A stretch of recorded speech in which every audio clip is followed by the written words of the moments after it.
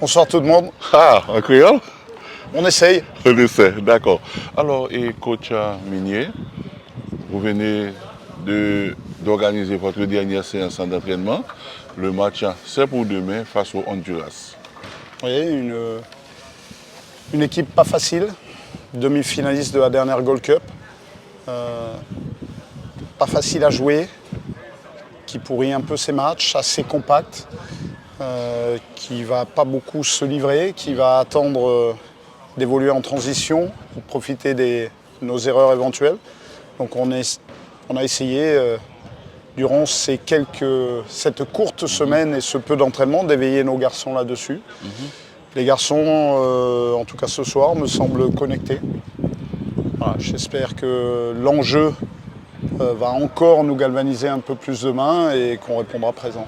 Ok, comme vous venez de le mentionner, vous avez eu très peu de temps pour travailler avec les joueurs. Dans l'intervalle, qu'est-ce que vous avez eu le temps de faire? Bon, on essaye d'être présent sur l'aspect motivation, essayer de les connecter et leur faire prendre conscience qu'il va falloir demain grandir par rapport à la dernière Gold Cup et les erreurs que l'on a pu faire. J'espère que ça nous aura servi pour ces matchs. Être concentré, être efficace, ce sont nos devises pour ce match. Efficace dans les deux zones de vérité. Pas se polluer d'esprit avec l'arbitrage. Concentré sur le jeu et voilà. Et les gens qui vous regardent veulent savoir ce que vous comptez faire des nouveaux arrivés. Ben, vous le verrez demain.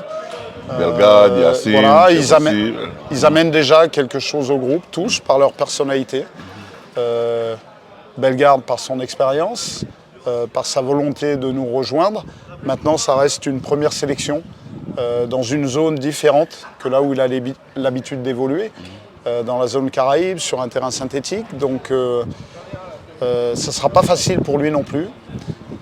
Mais j'escompte bien ce qui nous amène cette petite touche supplémentaire qui va nous faire basculer dans quelque chose de très sympa. Et puis les autres amènent leur personnalité, sont là aussi pour apprendre. Et voilà. Pour l'instant, je suis plutôt satisfait sur ce que j'entrevois au travers des quelques séances qu'on a eues. L'arrivée de Ditson au tout dernier moment, c'est une bonne chose pour l'équipe? Bien sûr. Le regret, c'est que ça arrive au dernier moment. On n'a pas pu suffisamment travailler et veille de match, on a seulement 1 heure, c'est compliqué. Mais contre mauvaise fortune, bon cœur, on va faire en sorte de le mettre dans les bonnes dispositions et puis en espérant que ça paye demain. En Haïti, on attend le match, on attend la victoire, on attend une qualification pour la Coupe du Monde. Qu'est-ce que vous avez à dire au peuple haïtien? Que c'est une nouvelle compétition que ce 3e tour qualificatif pour la Coupe du Monde. Ça fait 43 ans, 44 même peut-être, qu'Haïti attend cela, donc ce n'est pas rien, ce n'est pas banal ce que les garçons ont réussi à faire jusque-là. Ce sera difficile, on est au FIFA Ranking, on est la 3e nation dans ce groupe, mais le football n'est pas une science exacte, les garçons sont motivés.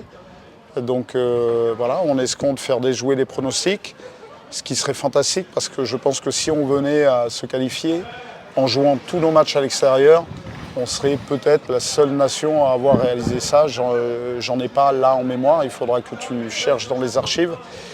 Donc on va avoir besoin du soutien de tout le monde, des fans, parce que c'est une nouvelle compétition à 6 matchs.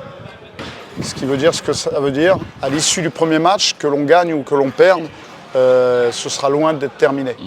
Voilà. Sachant que l'on recevra à l'extérieur, certes, mais les 2 dernières rencontres. Donc moi, ce que j'aimerais, c'est qu'on soit toujours dans la course à l'issue de ces 2 premiers matchs. Grenadier. Toujours. À la